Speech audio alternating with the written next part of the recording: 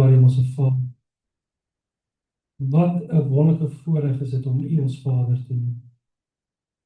Vader, ons dank U dat U met ons is, maak nie saak wat en waar ons is nie. Vader, ons dank U dat ons enigheid na U toe kan kom. En soos dat ons lees wat Jesus in Matteus 11 vers 28 gesê het, kom na my toe, almal wat vermoeid en belas is. Ek sal vir jou rus gee. En vanmôre is ons op soek na daardie rus. Vader, soos dat ons kniel vanmôre, kom ons elkeen van ons eie agtergrond af. Ons het 'n week agter die rug wat maar besig was. Elkeen van ons het ons eie bekommernisse en ons eie uitdagings. Maar mag dit wees terwyl ons nou stil raak vir 'n oomblik, dat ons sal vergeet van ons probleme, sal opkyk na U toe, en soos dat ons U woord hoor, dat ons opnuut gevul sal word deur die woord. Vader, elkeen van ons wat hier is vandag, het in ons hart gebedsversoeke. Dus vanoggend het ons 'n paar genoem, en nou ons graag spesiaal ook vir Hertjie opdra na U toe. Vader, U weet waar hy gister Texas toe is, om daarso te werk.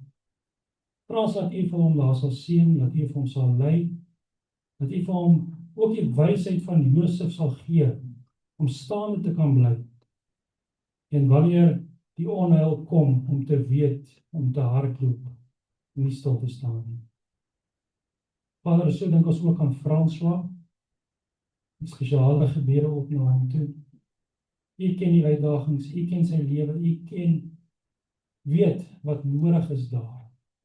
En daarom vra ons dat U sal ingryp.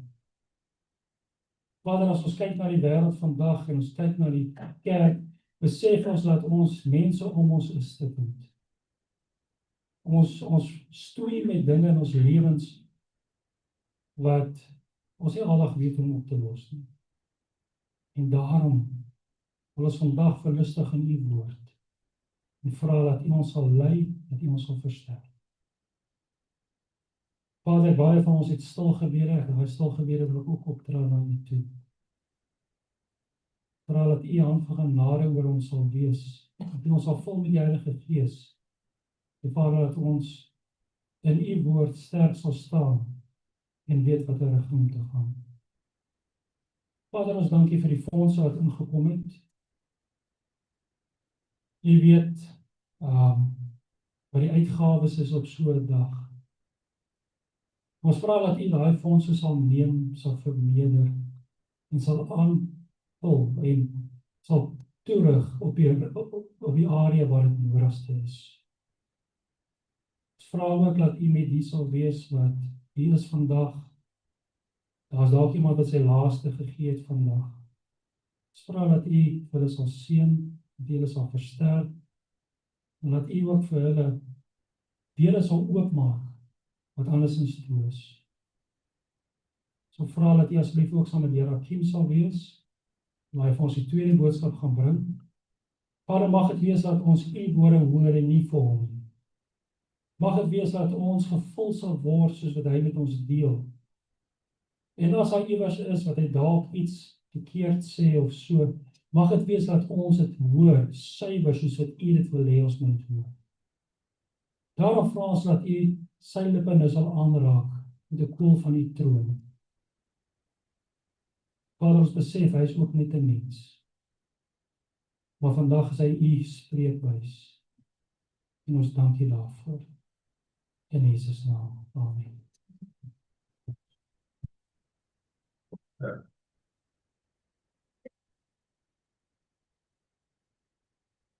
Ek kan vir Niels en Ilse van Sail, as julle kan vorentoe kom. Nou, vir die van julle wat Niels en Ilse nie ken nie, ek was, begin van Mei was ek baie goed verras gewees.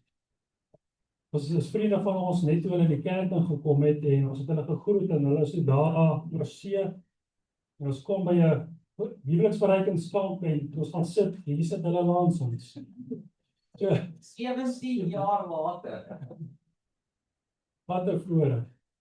Nou, hulle is sendelinge en hulle gaan, ek gaan eens probeer uitspreek, ja, check die toe. En hulle het gevra of hulle iets met julle kan deel. En, baie dankie, julle weet hoe lang, nee. Dobry den. Dit is Tsjechies vir goeiedag. Baie dankie dat julle vir ons die geleentheid gegee het om hier vir julle te kan praat. Ons het brosjurietjies op julle stoele neergesit. Ons gaan net verduidelik wat ons gaan doen in Tsjechië.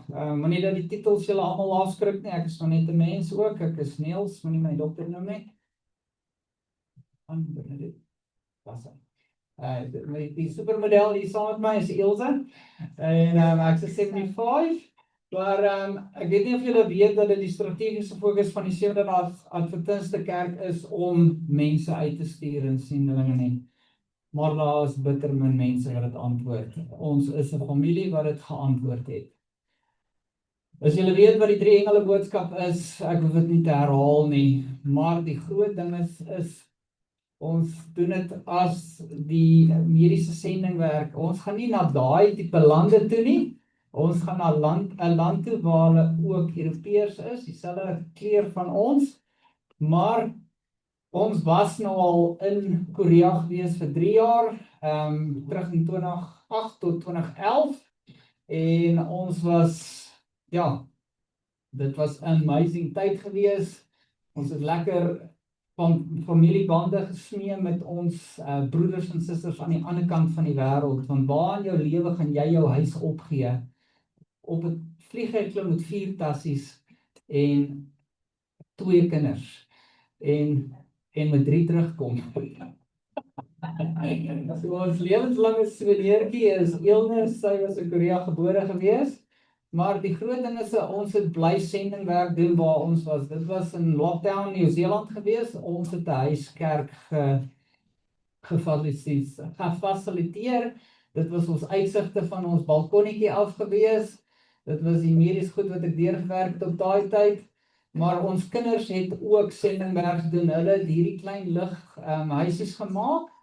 En ons het dit in busstoppe en oral gesit. As ons in die oggende gaan stap het ons boodskapies vir mense gelos. Waar is ons? Want ons mag nie met mekaar gekommunikeer of by mekaar kom nie. Want daar was jy 'n pes as jy nie 'n masker gedra het nie. Maar in Nieu-Seeland het ons bly die gesondheidsboodskap, as jy nie weet nie, ons doen mediese sendingwerk, ons doen nie net sendingwerk nie. Het ons oorgedra en ons het oral daar was altyd 'n ander veldkleur aan ons etenstafels gewees. Dit was nie net wit nie. Ons het oefenkampies gedoen en ons het in Australië ook baie werk gedoen daarso aan die gesondheidskant. Maar ek was nie bang nie, daai was die grootste gehoor. Ek het voor 500 Zulus gepraat in KwaZulu-Natal. So 'n paar maande fresh off the ship. Hier kom ons en ons het daar 'n streeksgeleentheid gehad om die IFM boodskapie te kon deel. Maar die ding is, also I've heard the voice of the Lord saying, "Who shall I send and who will go for us? Then said I, here I am, send me." Dis die woorde van Jesaja 6 vers 8. Daar is 'n groot nood. Ons gaan Tsjechië toe, dit is ons beroep. As julle nie weet nie, daai wêreld is vol geskiedenis. Dis die mense, as julle nie weet waar Tsjechië is nie, dit was die ou Tsjechoslowakia gewees. En hulle het weer teruggesplit, so bokant Austria, links van Duitsland en onder Poland. So, Ilse.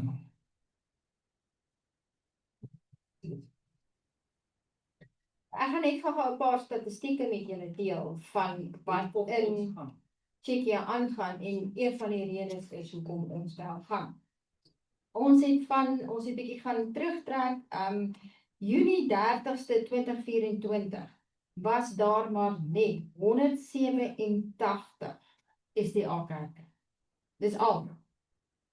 En dis 'n populasie van omtrent 16 biljoen mense. So dit los ons met so 0,05% wat al bereik is. wat hier is. Net in daai land.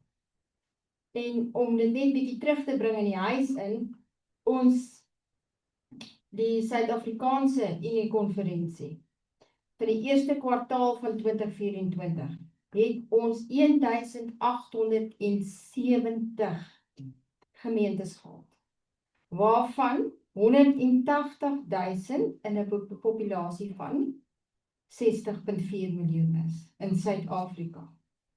So as jy die twee bymekaar trek, dan weet jy daar is 'n groot iets wat ons moet uitreik oralste. Dis nie net hier nie. Ja, so 0,3% basies afgerond is die Suid-Afrikaanse Adventiste persentasie teenoor 0,05 in Tsjechië. Dis bitter min. Dan net om te sê dat 80% van die hele Tsjechië glo nie in God. Dis 80%. Dis baie. En ons het 30% van dit het geen denominasie of geen kerk.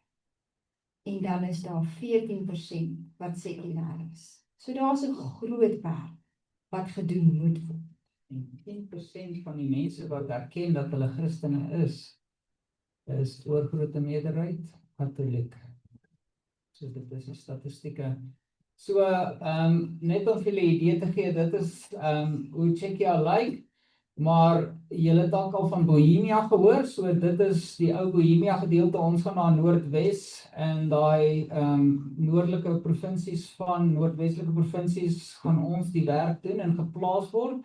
Daar is 'n ander familie, die Wenzel familie, so as julle vir hulle ook kan bid en aan hulle opdra, en dan is daar 'n ander familie wat van 'n Turkse projek afkom, die Brown familie. Hulle is nie Suid-Afrikaners, ons is net twee families van Suid-Afrika wat terug gaan Europa toe om sendingwerk daar te doen.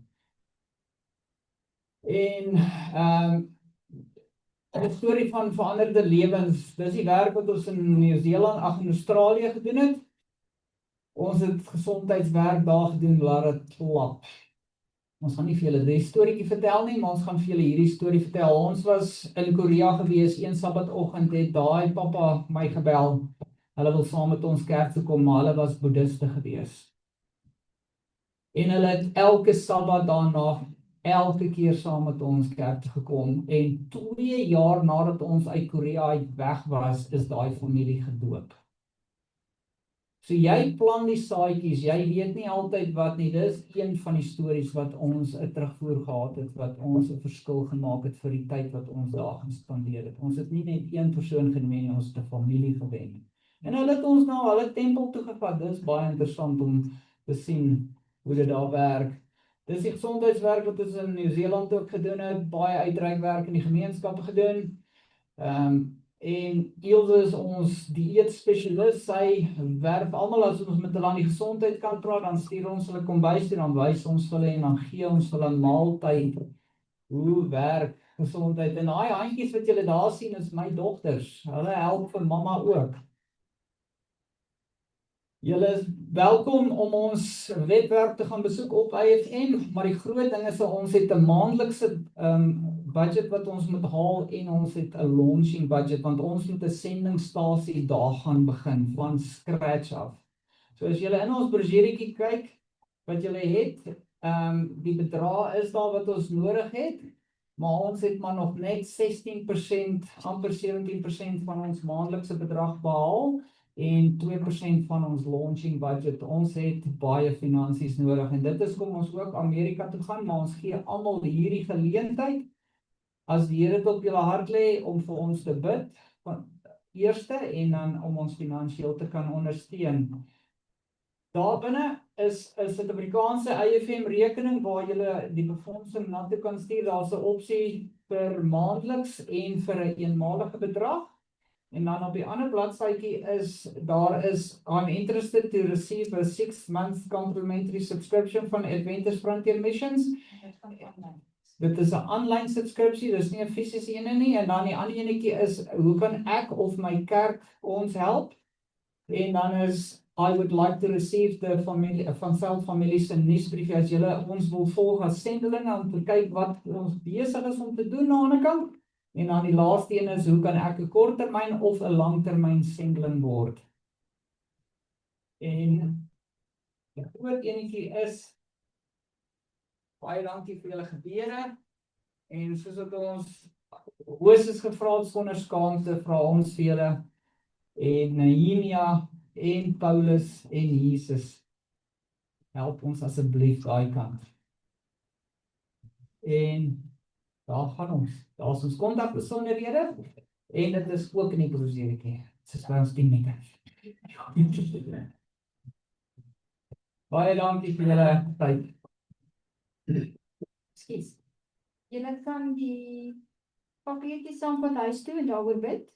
Of as die Here dit lei om vir julle te gee, dan kan julle my e-mails En daar na die tyd sien en vir boks wat iewers het Bernard gesê. Ja, daai tafel maak. Ja, is dit daar kom is om met ons te praat? gooi dit in die Daar's boks. 'n anonieme boks daar staan. Baie dankie. Dankie julle. Ek moet sê, ek was bang hulle verstaan is profetiese 10 minute.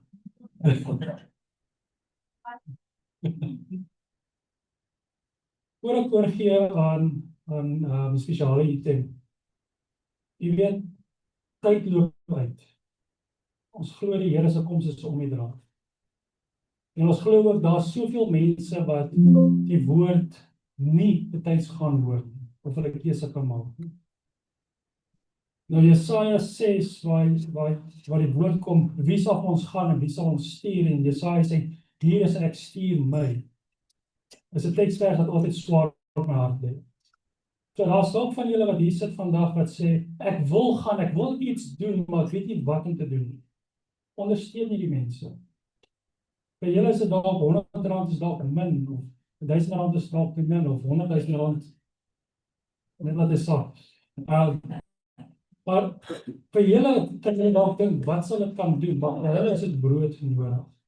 So asseblief, as julle dit moontlik is vir julle, gesels met hulle, ondersteun hulle, en laat ons kyk of ons hier werk kan klaarmaak.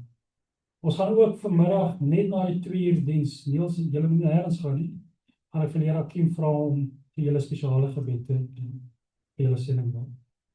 Hierdie oomblik gaan ons weer vir die rou familie vorentoe roep, vir 'n spesiale item, en terwyl hulle vorentoe kom, direk daarna gaan Here Hakim weer aan die woord wees. Nou, Werner het my gesê, hy het vergeet om te sê waar Here Hakim vandaan is. So Here Hakim is gelukkig nie baie ver nie, hulle is hier so in Elofsdal gemeente, in Mountain View gemeente. So, Here Hakim, so 1 keer 'n maand is hy meer as welkom hiernatoe toe kom hoor. Baie dankie julle.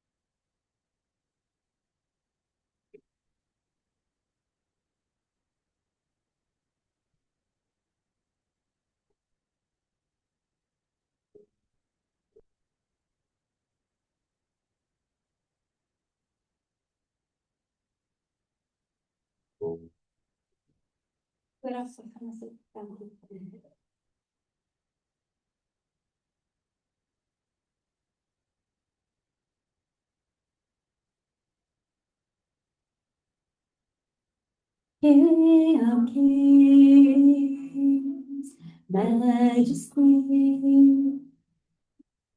God of heaven, living in me, Jesus Savior, closest friend, strong to deliver, beginning and end. Oh, baby, holds at your majesty.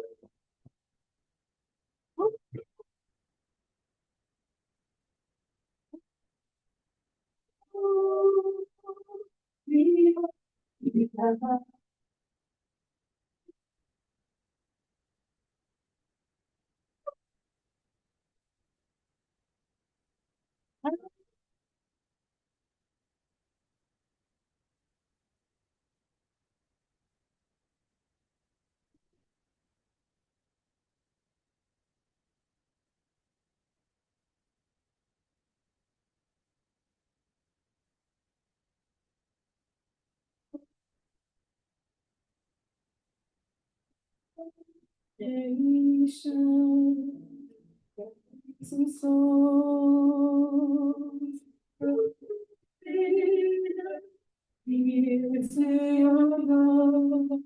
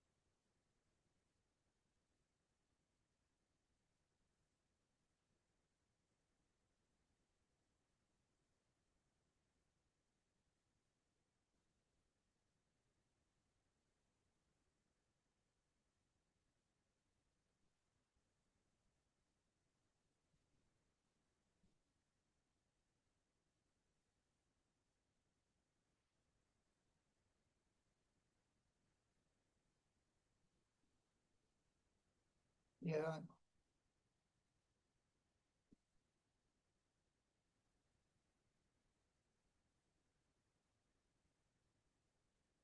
Goeiemôre geliefdes. Dis nog steeds geseënde Sabbat, né? Ek wil hê dat ons weer na Efesiërs hoofstuk 6 moet blaai.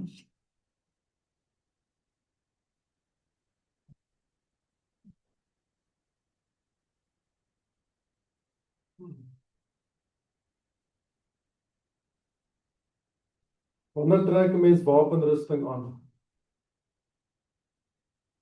Om jy gaan oorlog maak, is dit nie? Daar's 'n oorlog aan die gang en dit word nou baie fel. Efesiërs 6 vanaf vers 10. Eintlik, my broeders, word kragtig in die Here en in die krag van sy sterkte. Jy kan sien, dis nie ons krag nie. Trek die volle wapenrusting van God aan. Hoeveel wapenrusting? Die volle wapenrusting, sodat julle staande kan bly teen die liste van die duiwel. Ek wil vir julle sê, hoe nader ons aan die einde kom, hoe erger gaan die misleiding en die verleiding wees. Want ons worstelstryd is nie teen vlees en bloed nie, maar teen die owerhede, teen die magte, teen die wêreldheersers van die duisternis van hierdie eeu, teen die bose geeste in die lig. Daarom neem die volle wapenrusting van God op, sodat julle weerstand kan bied in die dag van onheil en nadat julle alles volbring het, staande kan bly.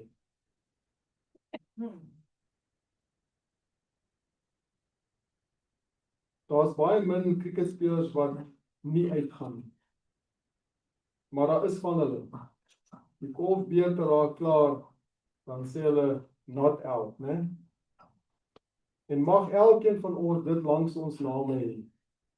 Nie uit nie. Hulle het staande gebly tot aan die einde toe. Kom ons bid saam. Liewe Here, ons sê vir U dankie dat ons saam in U huis kan wees. Ons weet nie waar ons weer so geleentheid gaan kry nie. Ons wil vra, Here, dat U ons sal help om vandag daai besluit vas te maak. dat ons graag saam met die verlostes op die see van glas gaan staan. En dat ons vir ewig U sal loof en prys. Here, mag daai besluite vandag in elke hart gemaak word. Ons praat in Jesus naam. Amen. Nou die titel vandag is Die Prins van Put sonder water. Het julle al gehoor van put sonder water? Wie was al by put sonder water?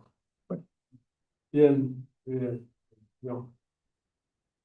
Lyk my Timbuktu en put sonder water is in dieselfde omgewing. Want in Engels, dit gaan Timbuktu doen. Niemand weet wat dit is nie. Put sonder water is dieselfde. En ek wil hê dat ons nou moet gaan na Genesis hoofstuk 37. En ek wil u bemoedig om asseblief die verhaal van Josef in die Bybel te lees. Dit begin by hoofstuk 37. 38 gaan oor Juda, maar dit is belangrik dat die mens dit ook sien, en dan van 39 tot 50 is die verhaal van Josef. En dan ook kry hierdie in die hande, dis patriarge en profete, dan lees jy die verhaal van Josef in hierdie boek. Dis lewensverandering. Onthou, hy is 'n tipe van God se eindtyd volk. Dis wat die Here verwag van ons.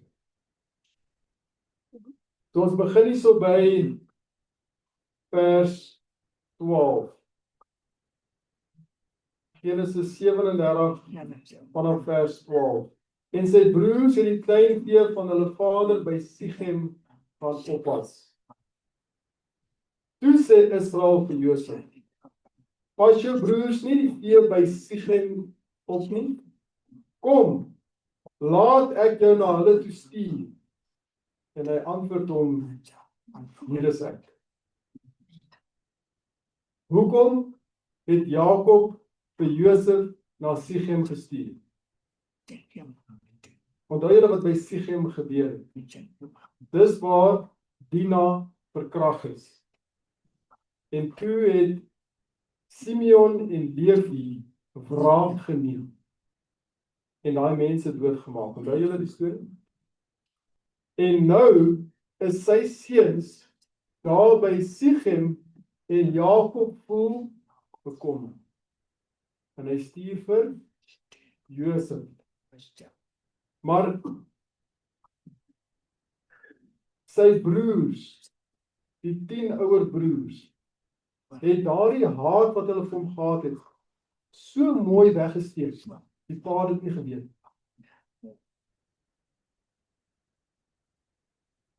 Vers 14. Toe sê hy vir hom: "Gaan tog verneem na die welstand van jou broers en die welstand van die vee en bring vir my berig terug." So het hy hom dan uit die dal van Hebron weggestuur. Jy weet, hierdie boek sê dat die pa en die seun het nie gebeur nie. Wat tussenin gaan gebeur, voordat we mekaar weer gaan sien.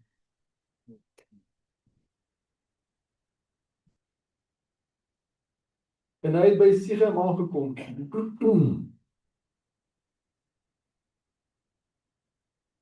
Daarop kry 'n man hom terwyl hy in die veld ronddwaal, en die man vra hom: "Wat soek jy?" Ek is onder korreksie op die oomblik, maar ek dink hy het omtrent 80 km geloop, en toe nog 80 tot daar waar hy gekom het. Dis ver, né? Dis die komreis omtrent. Het hy gestap. Wat soek jy? En hy antwoord: "Ek soek my broers. Vertel my tog waar hulle die vee oppas." Toe sê die man: "Hulle het hiervandaan weggetrek, want ek het hulle hoor sê, laat ons na Dothan gaan." En Josef het agter sy broers aangegaan en hulle in Dothan gevind. En ek dink dit was nog omtrent so 30 km. So hy het ver geloop, omtrent 110 km. om sy broers te kry. En hulle het hom van ver af gesien. Maar voordat hy naby hulle kom, het hulle lustig raad gehou teen hom om hom dood te maak. Nou ek wil hê jy moet sien wat was hulle plan. Hulle gaan hom doodmaak. Hulle het vir mekaar gesê, daar kom daardie dromer aan. Kom dan nou, laat ons hom doodmaak en in een van hierdie putte gooi en sê 'n wilde dier het hom opgeëet. Dan sal ons sien wat van sy drome word. Toe Reuben dit hoor, hy is die oudste, het hy hom uit hulle hand gered deur te sê, laat ons hom nie doodslaan nie. Reuben het ook vir hulle gesê, moenie bloed vergiet nie, gooi hom nou in hierdie put wat in die woestyn is, maar moenie die hand aan hom slaan nie, sodat hy hom uit hulle hand kon red, om hom na sy vader terug te bring. So hulle wil hom doodmaak, en dan sy lijk in 'n put gooi, en vertel dan, kyk, 'n dier het hom opgeëet. Reuben sê, nee, moet hom nie doodmaak nie, gooi hom in die put in, maar hy wil hom later uitkry, en dan terugstuur. Of terugvat na sy pa. En toe Josef by sy broers kom, kyk mooi, trek hulle Josef se rok uit, die rok met lang moue, wat hy aangehad het. Nou wat interessant is dat daar's net 2 plekke in die Bybel waar hierdie woorde in die Hebreëus voorkom. Wat hierdie kledingstuk beskryf. En dis Josef, en die ander ene is Dawid se dogter Tamar. Onthou julle haar? Sy het ook 'n koninklike kleed gedra, soos wat die prinsesse gedra het. En onthou Amnon, die halfbroer, en sy sonde. En hy het haar toe verkragt. En toe sit daai vreeslike ding wat gebeur het, was Absalom toe nou gebreek het en Amnon laat doodmaak. Onthou julle? So sy het ook so 'n tipe koninklike kleed gehad van verskillende kleure. En ek wens ek het die tyd gehad vandag om die parallelle tussen Jesus en Josef vir julle te wys. Want Josef is 'n tipe van Christus. Hy is 'n tipe van Christus. Ek het 'n studie gedoen omtrent so 15 jaar terug. Ek dink daar's omtrent 50 parallelle. Ongelooflik. Daar's baie. Onthou Jesus se klere is ook uitgetrek. En hulle het hom en hulle neem hom en gooi hom, vers 24, en gooi hom in die put. Maar die put was leeg. Daar was geen water in nie. Die prins van put sonder water. Weet julle wat interessant is? Die Hebreëse woord is bar. Ja, julle leer ook die Hebreëus vandag.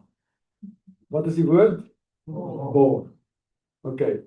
Wanneer dit 'n put is met water in, daar's nou hele klomp in Genesis, onthou daar's dinge wat gebeur het by putte.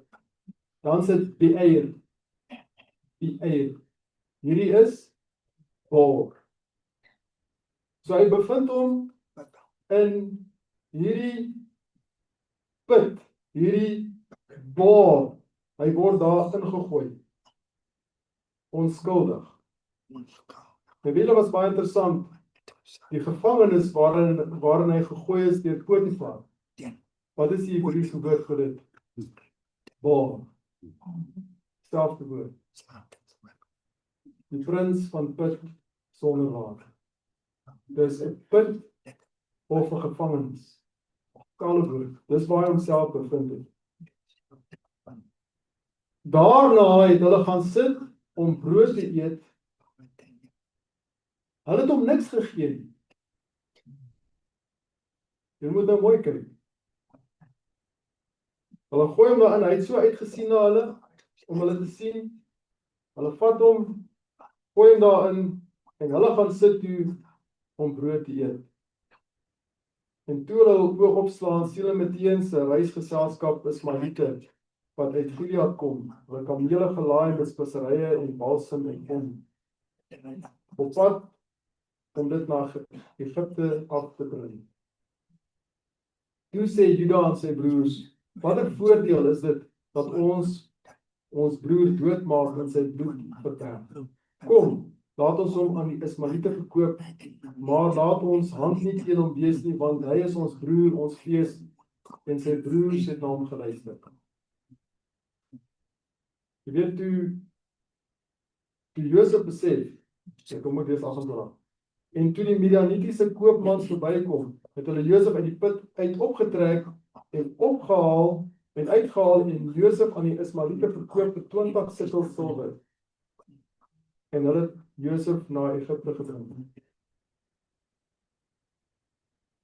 Die Geestelprofesie sê dat slawerny was erger as die dood. So, dis beter om dood te maak, as wat jy verkoop as 'n slaaf. So, hoeveel broers was daar by mekaar, né? Daar was die 10. Reuben het toe gesê, moet hom nie doodmaak nie, maar hy was bang dat hy sy ware gevoelens gaan wys, en hy het toe weggegaan. So hy los toe die 9 van hulle daar. En hulle het nou vir Josef gevat, en beskiklik behandel, in daai gat gegooi, en hulle haal hom toe uit, en hulle verkoop hom vir hoeveel? 20 sikkel silwer, en daar gaan Josef. En toe Reuben terugkom, sê hy, waar is hy? En toe kon hy nou nie anders nie, maar hy moes nou saam met die plan gaan, né? So 20 gedeel deur 10 is hoeveel?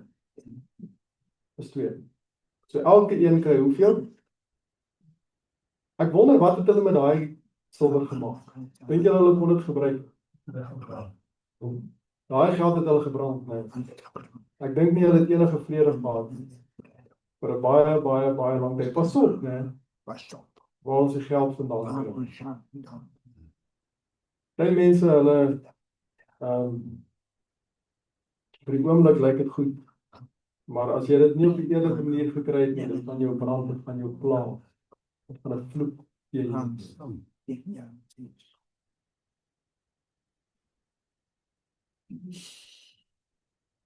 Ek lees uit hoofstuk 20 uit. Intussen was Josef saam met die Ismaelite onderweg na Egipte. Toe die karavaan suidwaarts teen die grens van Kanaan trek, kon die seun in die verte die heuwel sien, waar tussen sy vader se tente staan. Hy het bitterlik geween oor die gedagte aan die eensame vader in sy droefheid. Weer het die toneel te Dothan voor sy gees opgedoen. Hy het sy broer se toorn en grimmige blikke weer gesien. Die smartlike beledigende woorde waarmee sy smeekinge beantwoord is, het weer in sy ore geklink. Met bewende hart het hy die toekoms tegemoet gesien. Wat 'n verandering in sy toestand. Van 'n vertroetelde seun tot 'n veragte en hulpelose slaaf. Alleen en vriendeloos. Wat sou sy lot wees in die vreemde land waarheen hy gaan? 'n Tyd lank het Josef hom aan onbeheerste droefheid en vrees oorgegee. Wat was die ergste dag in Israel? Dink nie. Ek is seker almal kan aan iets dink, ja? Die ergste dag in jou lewe. Ek weet wat die ergste dag vir my was. En nog steeds is. Ons die kar is gepak en ons gaan na Wilna se troue aan Durban. So ons ry daar uit Bommerandstad uit en dis omtrent 2 die middag. Die 8de Februarie 2007. Ek het net 1 jaar in die bediening klaar gemaak en Ons is op pad. Wilna se pa is saam met ons. Hy gaan die troue waarneem. Hy's 'n predikant, Alma.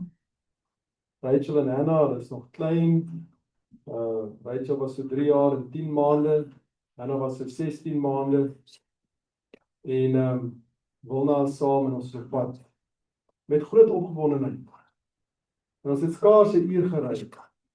Dis daar 'n baie erge ongeluk. En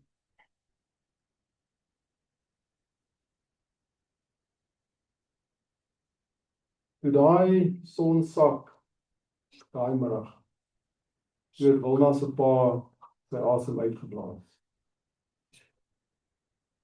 En ons het deur die nag ambulans na ambulans, 'n lang storie het ons uiteindelik na, ek dink 8 ure, toe kry ons Wilna se ma by die regte hospitaal. Sy was 55 jaar oud en sy is gediagnoseer met diffuse axonal injury. Die neurone in die brein het geskeur. En sy was gebreek van kop tot toon, wat gesê sy sal nie weer loop of praat nie. En ek het daai kar bestuur.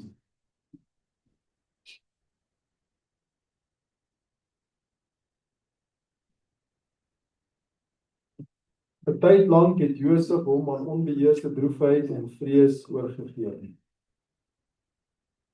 Luister mooi. Maar in die voorsienigheid van God sou selfs hierdie ondervinding vir hom tot seën wees. Vandag praat ek met u om staande te bly. Die eerste een was pas op. Satan het strikke wat hy vir God se kinders stel, en dit is baie. Hierdie preek gaan oor wanneer dit lyk asof alles teen jou draai. Dit is 'n toets vir God se kinders. Maar in die voorsienigheid van God sou selfs hierdie ondervinding vir hom tot 'n seën wees. Binne 'n paar uur. Ek wil vir sê, ekskuus, ons het daar in Bloemfontein, my skoonma was in die Universitas Hospitaal, en ek het daar op die vloer gesit in my broer se woonstel, en ek het hierdie woorde gelees, wat ek nou vir julle lees.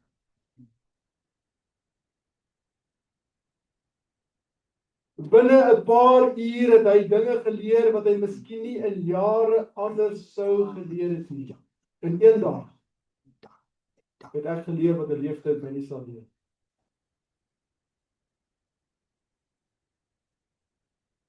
Al was sy vader se liefde vir hom sterk en teder, het hy hom deur sy partydigheid en verwenning 'n onreg aangedoen. So Jakob het vir Josef 'n onreg gedoen. En ons moet pas op as ouers ook. Hierdie onwyse voorkeer het sy broers net kwaad gemaak en hulle aangespoor tot die wrede daad wat hom van sy ouerhuis geskei het.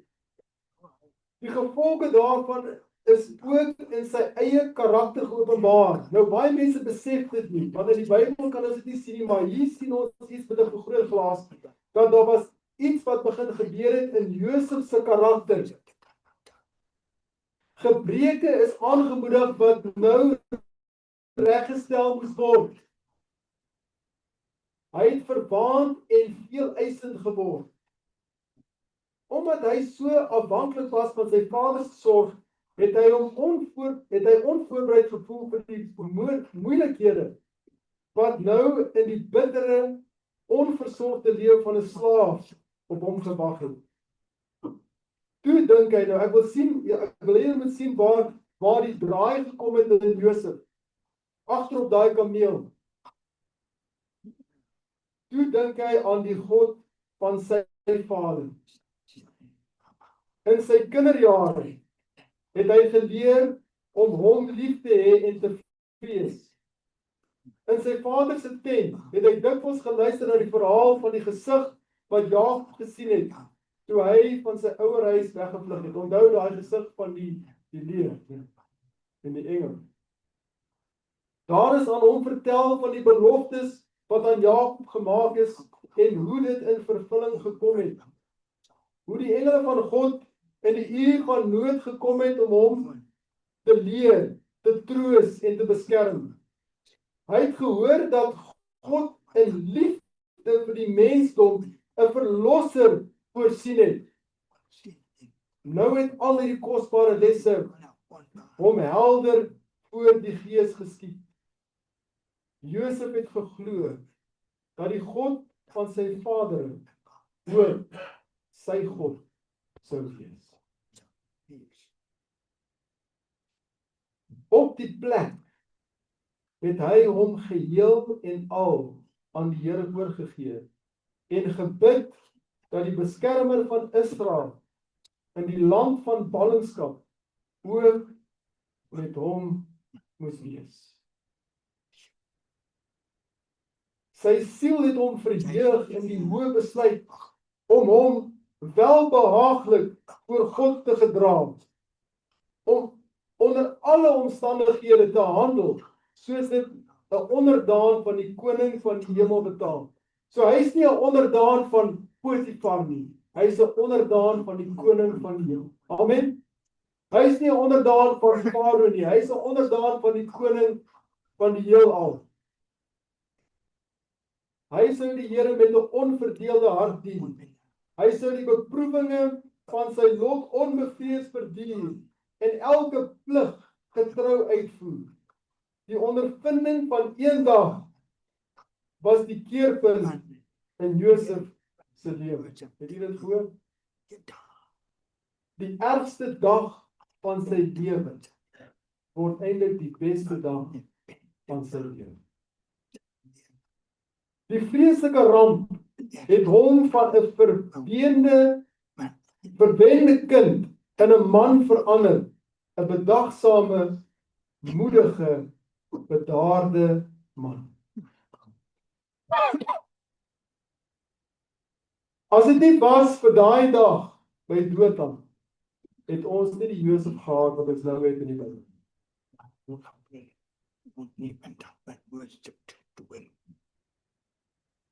In daai April maand by Suid-Afrika vergadering.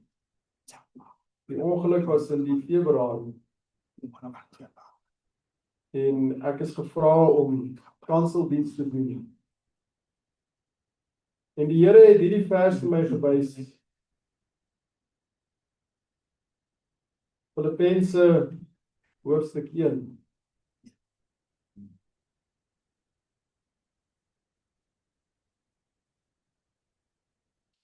Vers 12. En ek het dit vir die gehoor gesê daai dag. Dalk was hy daar. Ek wil hê dat julle moet weet, broeders, dat wat my wedervaar het, eerder op die bevordering van die evangelie uitgeloop. Kan ons dit sê vandag? Maar ek wil hê dat julle moet weet, broeders, dat wat my wedervaar het, eerder op die bevordering van die evangelie uitgeloop. Die Here is besig om 'n volk voor te berei om hom te ontmoet. Hy sit ons in daai vuur van beproewing, sodat alle dros moet wegbrand. Hy soek suiwer. Amen. En ek is seker as ek vir u elkeen 'n geleentheid gee om hier te staan, sal u elkeen 'n verhaal kan vertel van wat met u gebeur, maar wat die Here u daardeur gedra het. Die oggend na daai ongeluk, laat ek eers hierdie deel vertel. So ek het daai nag niks geslaap nie.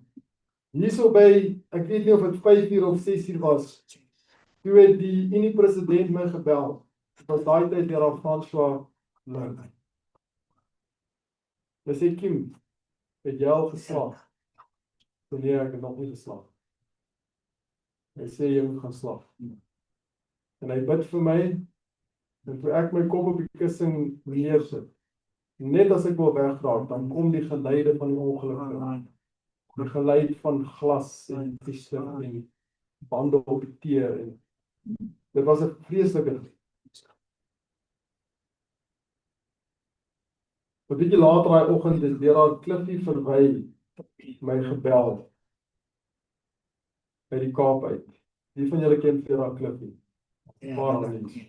Hy het nou gaan rus. En hy lees vir my Psalm 46 vers 2 en 3. En ek weet nie wat u nou deurgaan nie. Dalk is u nou op daai plek waar u nog nie kan terugkyk nie. Dalk is u nou in daai situasie. God is vir ons 'n toevlug en sterkte. As hulp in benoudhede is hy in hoë mate beproef. Daarom sal ons nie vrees nie, al waggel die aarde en al wankel die berge weg in die hart van die see. God is vir ons 'n toevlug en sterkte. As hulp in benoudhede is hy in hoë mate beproef. Ek kry toe 'n oproep. Wie het al die naam Colin Owen gehoor? Colin rus op net. Ek sien Michael glimlag. Daar's net een Colin Owen. Daar's nie een voor nie, daar's geen na nie, dis net hy. Hy's 'n baie eksentrieke mens gewees. Eintlik, jy kan sê 'n moeilike man. Hy bel my, hy het my nog nooit voorheen gebel of na dit gebel, net daai een dag, hy bel my en sê, I just want to tell you that we love you and the whole of South Africa is standing behind you. Ek kon nie huil van die ongeluk. Ek het langs my skoonpa gestaan, ek het sy oë toegemaak, ek kon nie huil nie. Langs my skoonmaat wat die diagnose kry, kon nie huil nie. Maar toe Colin Owen met my praat, weet daar iets in my, wat nie sien, ek moes uitkom. Ons het daar by die ICU gesit, vir weke. My skoonma was,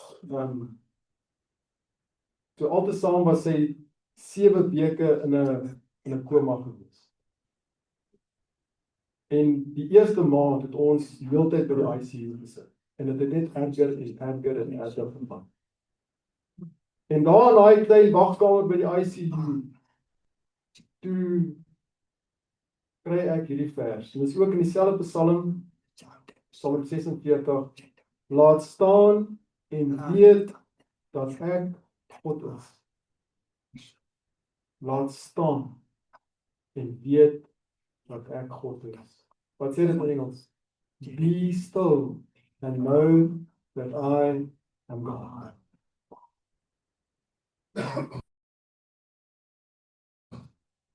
Wat vir my so moeilik was, is dat ek het altyd die verhale vertel van ek was amper in 'n ongeluk. Ek het 'n noue ontkoming gehad. Jy kom uit en jy vertel hoe dit amper gebeur het.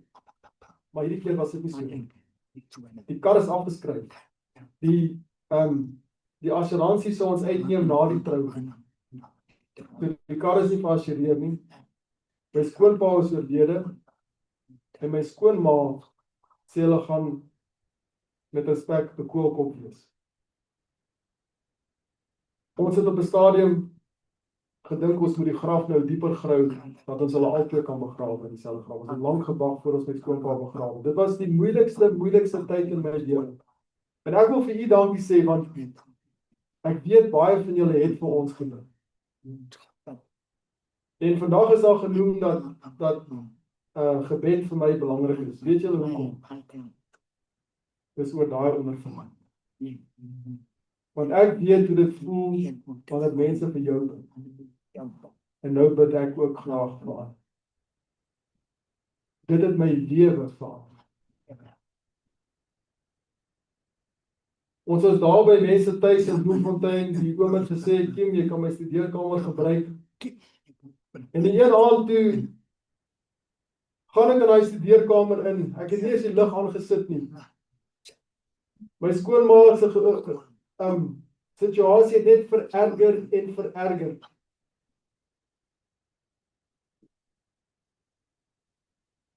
En ek weet nie wanneer laas ek so gebid het nie. Maar ek was nie op my knieë nie, maar ek was soos Elia, wat ek my aangesig basies teen die grond tussen my knieë. Ek het my gebuig voor die Allerhoogste. En ek het alles vir hom gegee. My niks het ek vir hom gegee. Het u al u niks vir hom gegee? U alles wat niks is? Onthou ek is 'n predikant. 'n Predikant is veronderstel om te bestuur in sy werk en ek het nie meer 'n kar nie. So ek het myself in elk geval afgeskryf. Na daai ongeluk, toe daar iets in my gebeur en ek weet dit was die stem van die vyand wat gesê het jy's nie meer 'n predikant nie, jy's 'n moordenaar.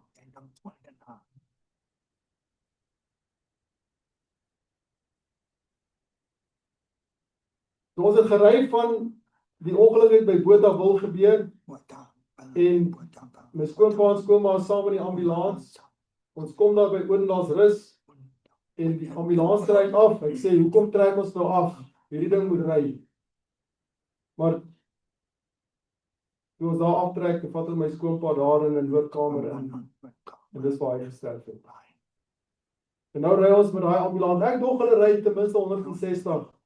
Daarin het gesukkel om by 100 te kom. Dis moeilik.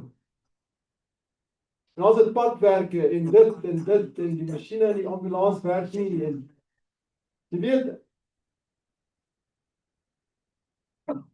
En ek sit hier so, dis die son het toe al gesak en die maan kom op en die bestuurder van die ambulans, 'n swart man.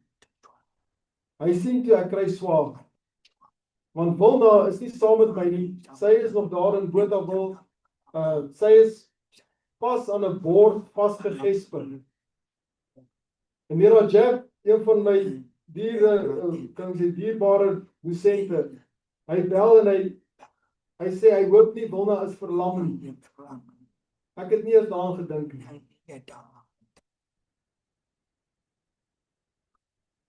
En ek ry met die ambulans. So my skoonma lê agterin, haar broer is daar by haar, en ek is voor saam met die ambulansdrywer. En hy sê, vat my foon. En ek vat sy foon. Hy sê, gaan daar na die gallery. En ek gaan na die gallery. Hy sê, kyk daar. En ek sien daar foto's van 'n wrak, 'n kar wat in 'n verskriklike ongeluk was. En hy sê, hy was in daai kar. En hy was gebreek. Hy sê hy kon nie loop nie, maar die Here het hom genees en nou bestuur hy die ambulans. En hy sê vir my, you must believe in the Creator God, sê hy vir my. Hy het nie geweet ek se predikant nie, of in my gedagte gewees. Hy sê, you must believe in the Creator God. En ek het uitgekyk en ek het die maan en die sterre gesien. En ek het gedink aan die Skepper God. Maar dit was 'n baie moeilike tyd.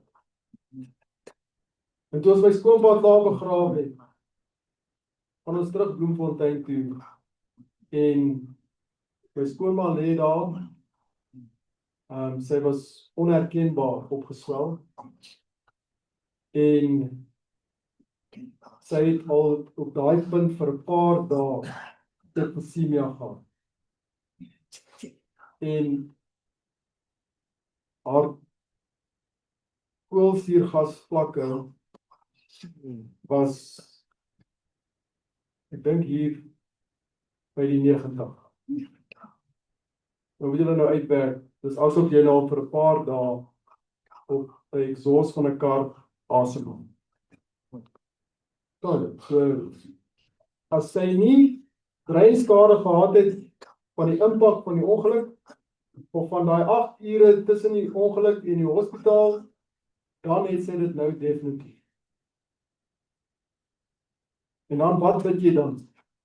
Dat sy eerder slaap, is dit nie? Maar ek het dit nooit gebid nie. Maar ek het gesê, laat U wil geskied.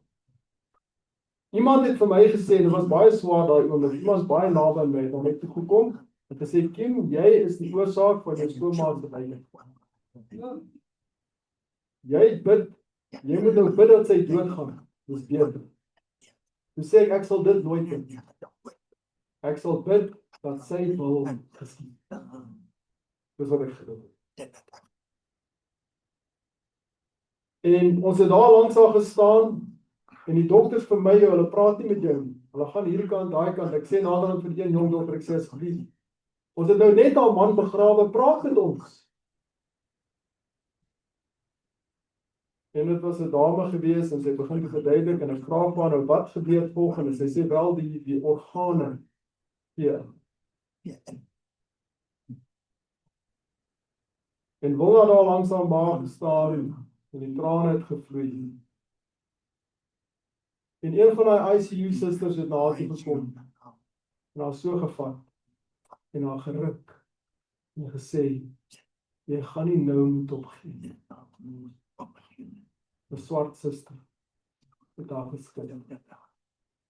Sy sê your faith has carried us till now. My skoonma was in die neuro ICU. Jy weet die Bybel sê 1000 sal val aan hierdie kant en 10,000 aan die regterkant. Die mense het om my skoonma doodgegaan. Jy weet, jy kom in die aand is daar soveel beddens, môre is daar minder. Hulle is dood. Maar haar bed het daar gebly, week in en week uit. Ons het daar hier's Abel gesing elke keer as ons by haar is. En daai susters, ons het nie geweet dat ons geloof is besig om hulle te dra. En toe ons begin opgee, toe skud sy aan sê, geen om. En weet jy wat? Die Here het haar genees. Sy was 9 weke in die hospitaal, 8 weke in die rehab. Sy het uit daai rehab uitgeloop met 'n waterbottel in haar hand. Toe skryf sy 'n boek.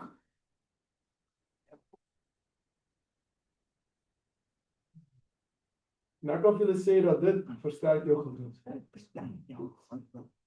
Dit versterk jou geloof. Laat staan en weet dat ek God is. En daai nag toe ek my niks vir die Here gee. Ek het opgestaan van my knie en 5 minute later toe lê die foon. En dis die hoofouderling van Bommerandstad en hy sê leraar, ons het 'n noodkerkraad gehou. Dit was my interessant, wat het nou gebeur? Want gewoonlik sal die leraar nou daai vergadering hoor. Hy sê ons het 'n noodfonds gestig om vir jou 'n leiding.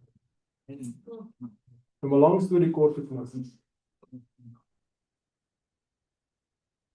So 'n paar weke later, word daar 'n Isuzu bakkie met 'n rooi stryk ons by ons huis afgeneem. En hulle sê, gaan asseblief aan met die werk van die Here.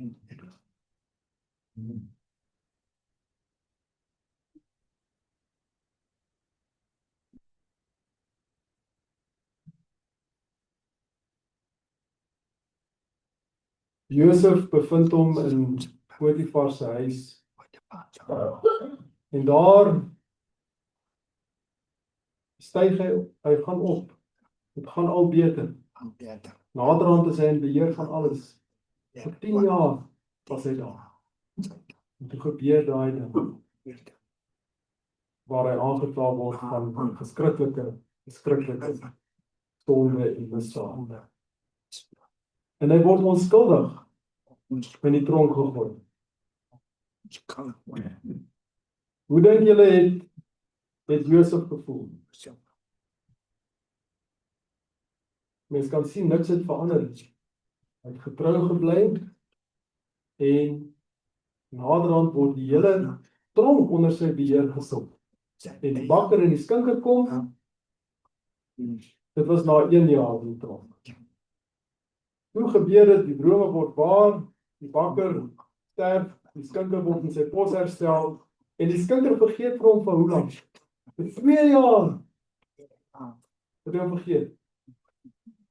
En toe kry Farao sy droom.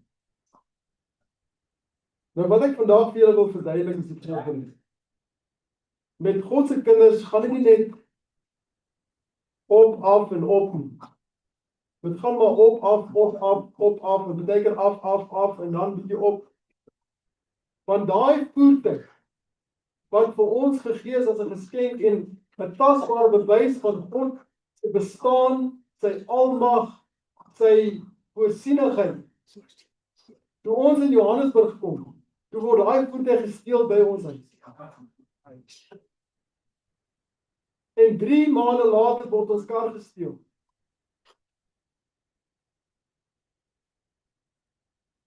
Maar die Here het weer wonderbaarlik vir ons 'n voertuig voorsien. En ons ry nou nog daai voertuig. Wanneer hy loop. Vir my geloof is al baie gesond. Maar ek weet die Here het die voertuig voorsien. En ek het gebid, ek sê Here, ek soek 'n kar wat niemand wil steel nie. Gee my 'n baie snaakse kar.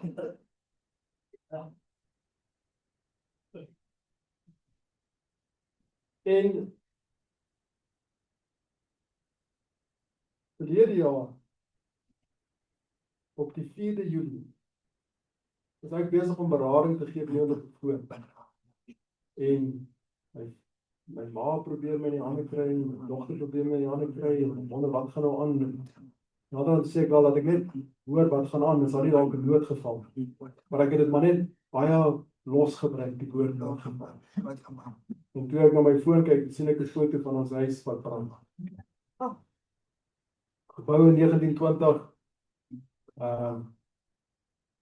standsteen,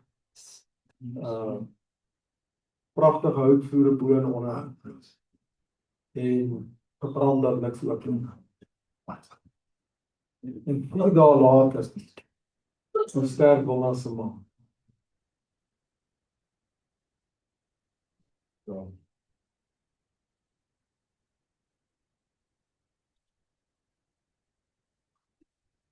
Ons het 'n keuse wat ons moet maak. Genesis 42 vers 36. Genesis 42 vers 36.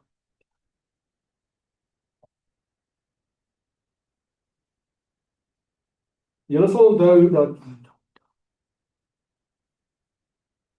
Josef was 17 toe hy verkoop is, 27 toe hy in die tronk gegooi is, 30 toe hy voor die farao staan, toe is daar 7 jaar van oorvloed, onthou die 7 vet koeie, en toe in die 2de jaar van die maar koeie, toe kom sy broers daar. So hy is nou omtrent 39 jaar oud. Dit is my. En om 'n lang storie kort te knip, hy herken hulle herken hom nie. En wat het hulle gedoen? Hulle buig voor hom neer, nou onthou. En hy wil nou sien of hulle verander.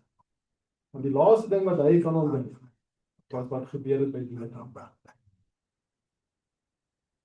En hy wil hulle almal, hy sê nee, julle is spioene, sit julle in die tronk.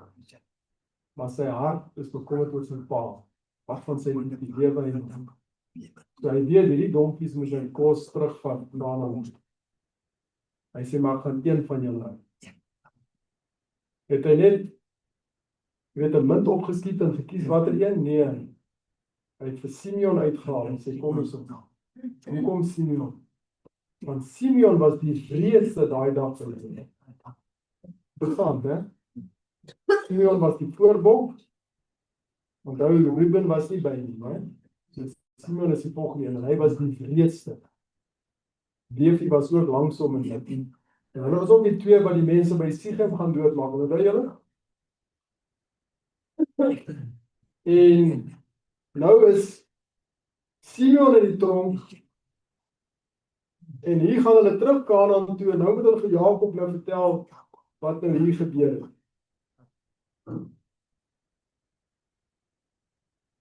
Vers 36, Genesis 42:36.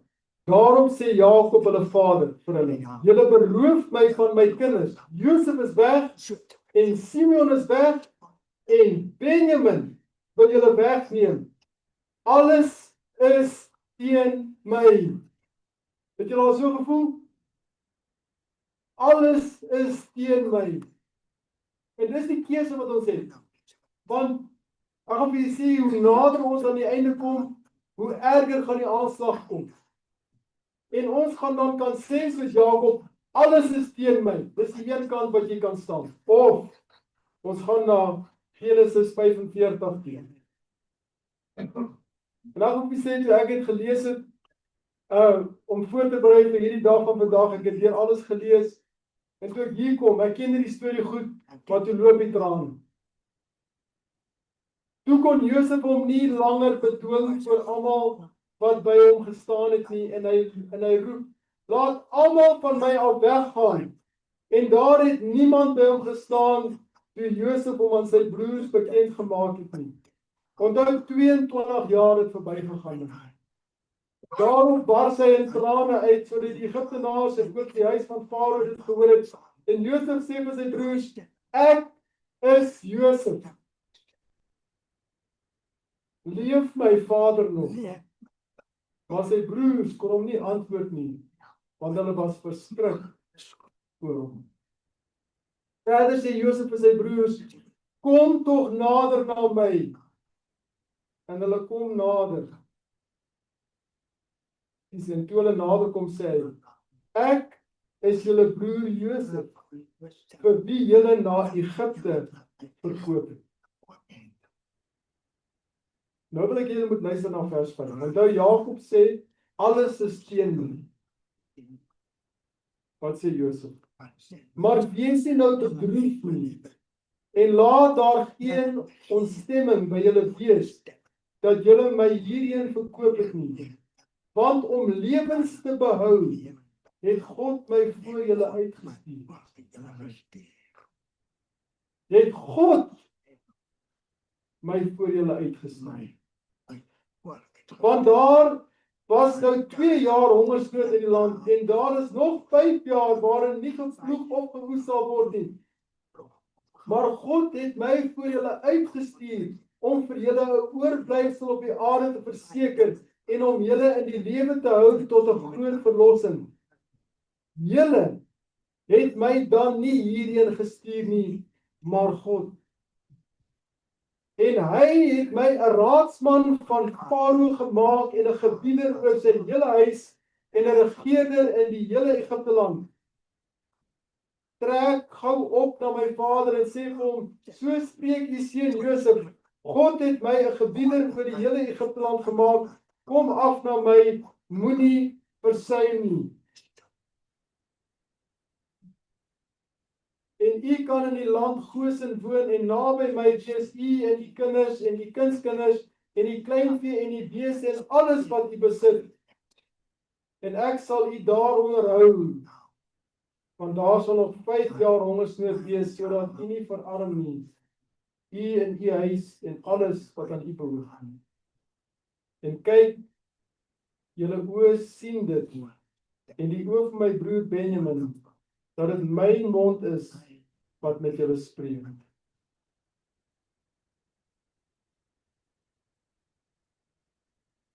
Dis die keuse wat ons moet maak. Of ons kan sê, alles is teen ons gooi ons hande in die lug, en ons is op bloedverlore vlakte. Of ons kan sê, nee, ek is 'n kind van God, ek is in sy hande, en wat hy toelaat, sal ten goeie neerwerk. Wat ek wil vir julle sê, as dit nie was vir daai bol, daai droë put, 1, en bor nommer 2, die gevangenis, dan sou Josef nie 'n beëier gewees het nie, 'n put van water wat vir baie kon sorg. Hy moes eers die prins van put sonder water wees, voordat hy 'n voorsiener kon word. Nie net vir Egipte land nie, maar vir die hele wêreld. Daai omgewing daar het alles uit Josef se hande. En as dit nie vir hom was nie, dan sou die lyn van die Messias opgehou, want die mense sou uitgesny. Wat is u keuse vandag? Ons kan staan aan hierdie kant en sê, alles is teen my, en dalk het jy reg om dit te sê, dalk is die feite daar, en sê, dis alles teen my. Of die mens kan sê, die Here het dit so beskik, dat alles uiteindelik met goeie neem.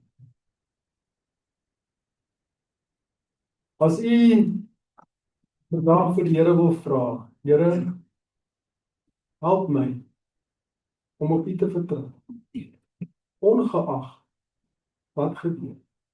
Help my dat my geloof in u sterker sal wees, en dat my mond, wanneer ek dit oopmaak, sal getuig van u liefde en u genade. Maar kan u net saam met my staan terwyl ons bid?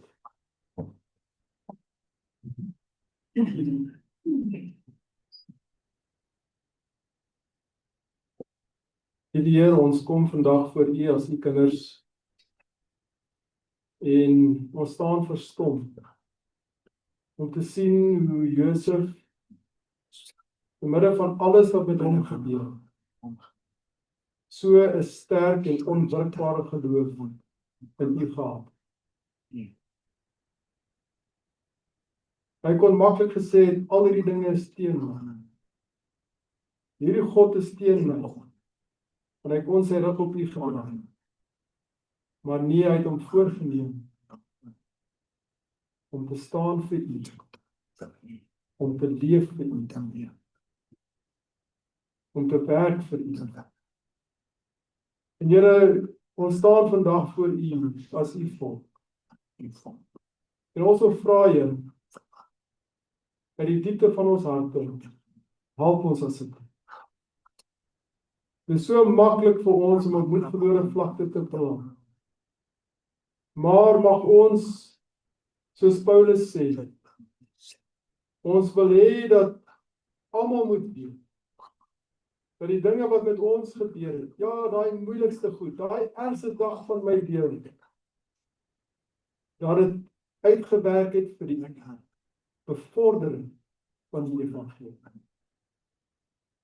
Ek weet nie wat se verliesde my broers en susters al gelei het in die dood. Ek weet nie wat se pyn hulle dra. Ek weet nie wat se onsekerheid oor hulle hang nie. Maar ek vra, Here, dat U hulle sal help om hulle oë op te rig na U en te weet dat U is 'n toevlug en sterkte. As hulp in benoudhede in hoë mate beproef. Help ons om te laat staan en weet dat U God is. Dis ons gebed in Jesus naam. Amen. Amen.